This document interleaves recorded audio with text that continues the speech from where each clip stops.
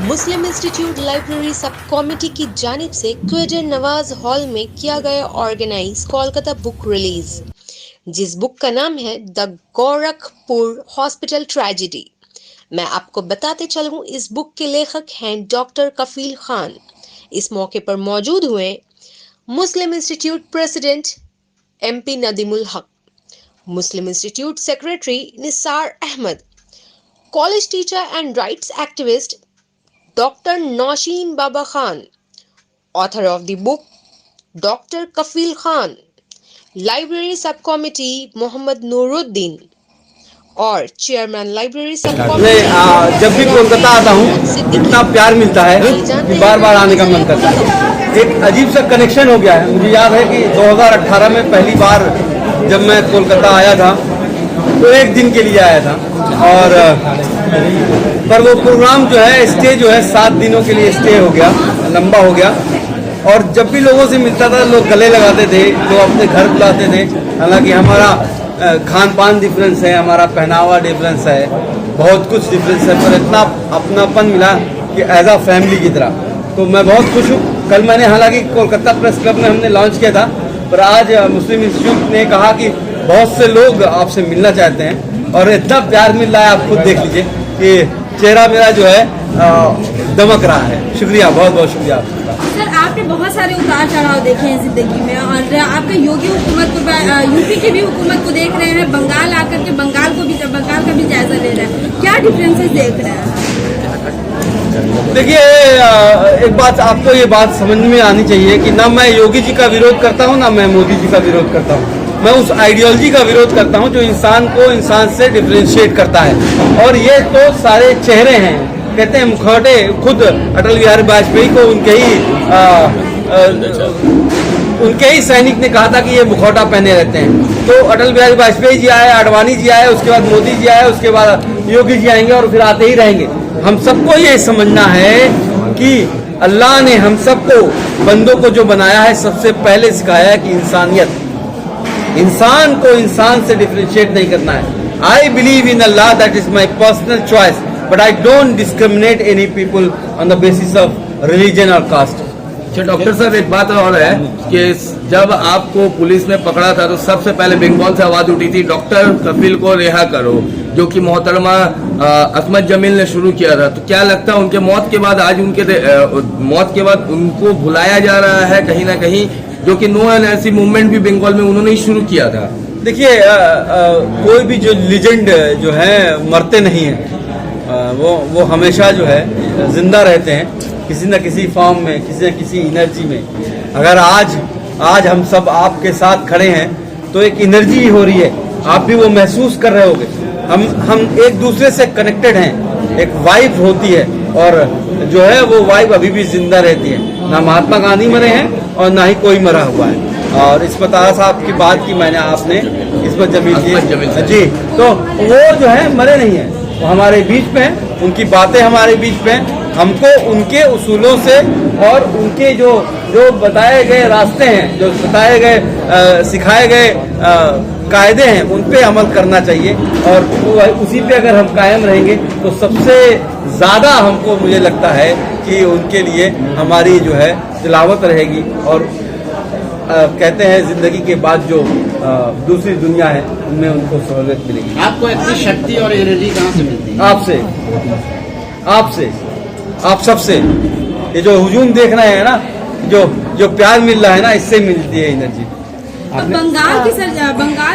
बंगाल आपके फेवर में शुरू से ही आवाज उठाई है और आपको रिहा करने का डिमांड भी किया है, मगर अभी जो आपकी जो किताब आई है सिर्फ इंग्लिश लैंग्वेज में, जबकि यहाँ पे बंगाल में तमाम लैंग्वेजेस के लोग रहते हैं। क्या आप दूसरे लैंग्वेज में ये किताब को शाया करना चाहते हैं? देखिए, ये किताब भी कोई छापने को तैयार नहीं था। जब मैंने ये किताब लिखी या कंप्लीट की तो मैं ऑक्शन के लिए गया ऑल ओवर वर्ल्ड पे, और मैंने जो है आपको यकीन नहीं होगा, इंडियन के जितने पब्लिशर हैं सबने कहा ये पार्ट हटा दो, योगी जी वाला पार्ट हटा दो, तो इसको कर दो। कोई भी तैयार नहीं हुआ। ये पैन मैकमिलन है, ये ब्रिटिश पब्लिशर हैं, ये यूके के हैं, इन्होंने हिम्मत की और इसको कहा कि बिना काट छाट के छापेंगे।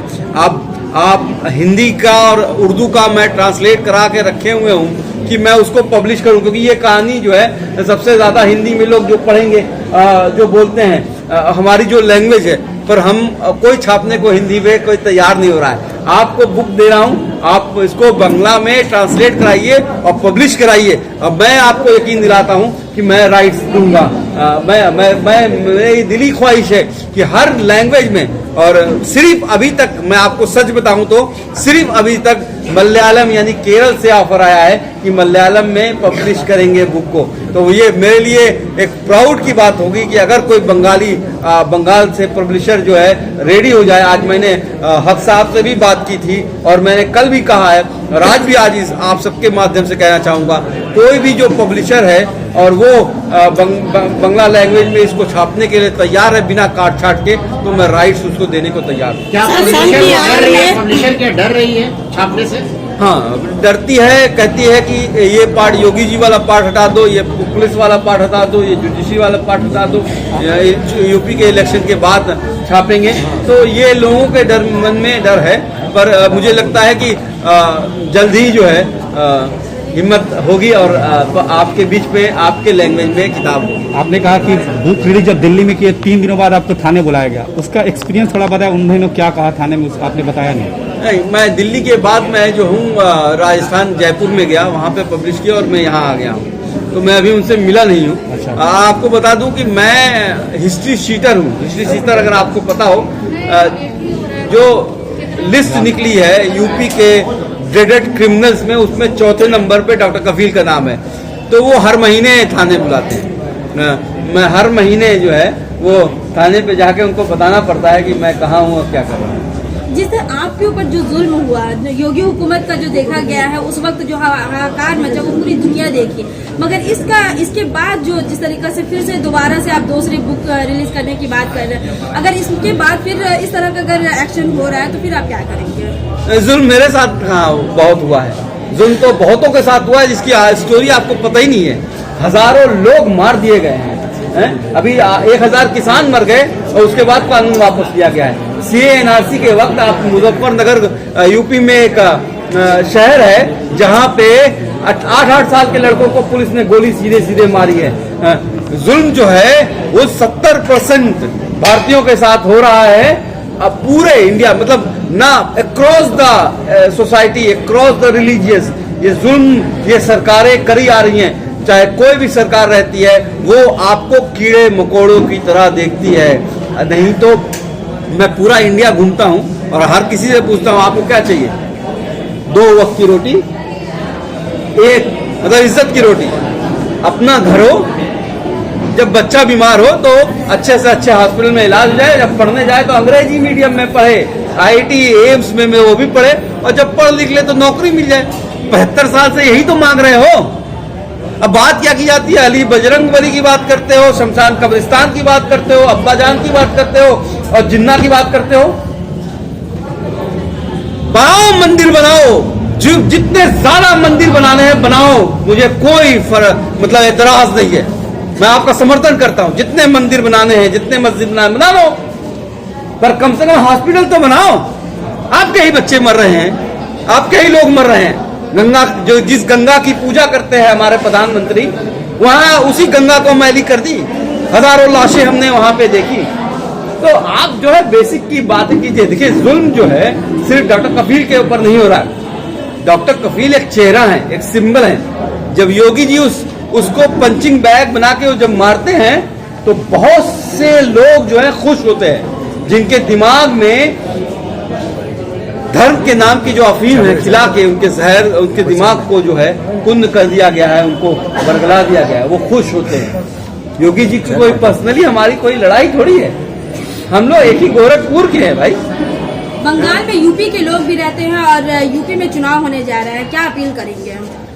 मैं तो यही कहूंगा कि एक वक्त था जब पूरा भारत बंगाल की तरफ देख रहा था और हमारे प्रधानमंत्री से लेके होम मिनिस्टर से लेके पूरा कैबिनेट बंगाल में जो है आके जमा हुआ था। जब कोरोना वायरस से लोग मर रहे थे, बड़ी बड़ी रैलियां की जा रही थी और ये कोशिश कही जा रही थी कि बंगाल जो है आखिरी किला है, पूरे भारत को हमने ढहा दिया है, बंगाल जो है आखिरी किला है, अगर इसको फतह कर लेंगे तो हम पूरे इंडिया में पता कर लेंगे। पर बंगाली अस्मिता ने दिखा दिया कि ना हम हिंदू हैं, ना मुसलमान हैं, ना सिख हैं, ना ईसाई हैं, ना यूपी के हैं, ना बिहार के हैं, हम पहले बंगाली हैं। और ये एक जो संदेश गया है, जो इस वक्त कोशिश की जा रही है कि यूपी का जो किला है उसको बचा लिया जाए, तो 2024 में भी हम जो है फतह हासिल कर लेंगे। तो मुझे लगता है कि यूपी वालों को बंगाल से सीखना चाहिए कि आपको धर्म को भूलना होगा, जाति को भूलना होगा वोट देते वक्त। आपको रोटी, कपड़ा, मकान, स्वास्थ्य, शिक्षा, रोजगार, जो कोरोना के टाइम में जो मिसमैनेजमेंट हुआ है, जो महंगाई बढ़ी है, जो हमारे होम मिनिस्टर, जो जूनियर होम मिनिस्टर के लड़के ने कैसे रौन दिया है, जो औरतों का मतलब बलात्कार भी होता है, उसके बाद रात में पुलिस जला भी देती है। मैं एक दो हाथरस की बात सिर्फ नहीं करूंगा, बहुत से होते हैं। चिन्मयानंद जो है, उनके जो आश्रम है, वहाँ वो लड़की जो है बेचारी के ऊपर जब उसने इल्जाम मतलब जब उसने केस किया तो उसी को जेल हो गई। सेंगर के साथ जो विधायक थे बीजेपी के, उस लड़की को उसके फूफी मर गई, उसकी जो है मौसी को कार ने जो है कुचल दिया और उसको कोर्ट ने बरी भी कर दिया है सेंगर को। तो ये होता है यूपी में, ठोक दो की नीति चलाते हैं। तो यूपी वालों को 5 साल में समझना चाहिए हुआ क्या है, क्या प्रोग्रेस हुई है, क्या डेवलपमेंट हुआ है। प्रॉब्लम सिर्फ इन पॉलिटिशियंस के साथ नहीं है। ये जो मैं दस्तावेज लेके घूमता हूं, अगर आप पढ़िएगा तो ये इतने खतरनाक हैं कि आज जब दुनिया में ट्यूबरकुलोसिस खत्म हो गई है तो 5 लाख लोग जो टीबी से मरे जा रहे हैं। हर दूसरी महिला जो है एनीमिक है, हर दूसरा बच्चा कुपोषित है।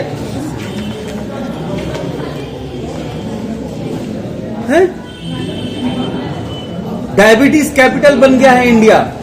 एड्स, HIV के जो लोग हैं 3रे नंबर पे इंडिया में हैं। प्राइवेट सेक्टर का देखिए $372 बिलियन का बिजनेस इंडिया में हो गया, यानी कि 27 लाख करोड़ का। यानी बाहर से लोग आके इलाज इंडिया में करा रहे हैं, वो पैसा दे रहे हैं, डीलक्स रूम में रह रहे हैं। लेकिन हमारे ही गरीब बेचारे, हमारे ही देश जिसके लिए आजादी ली गई, वो उनको जो है रोज बेड के लिए, ऑक्सीजन के लिए तड़प तड़प के मरना पड़ रहा है। डॉक्टर साहब, आपकी किताबों में जो है दर्द ही दर्द है। 400 अरे रुपए नहीं, कौन खरीदेगा दर्द? ये बताइए। दर्द नहीं है, दर्द नहीं है। मैंने आपको कहा कि रोमांस भी है और थ्रिल भी है, इमोशंस भी हैं, दर्द नहीं है। और मैंने जो है किताब जो है बहुत हैप्पी एंडिंग के साथ खत्म की है। हीरो मरा नहीं है, हीरो जिंदा है, उसका सेकंड सिकले आएगा। टाइगर जिंदा है, टाइगर जिंदा है। तो ये किताब में जो है सिर्फ दर्द नहीं है, टाइगर जिंदा है। दर्द तो उन माओं का है जो 80 फैमिलीज हैं जो आज भी इंसाफ के लिए भटक रहे हैं।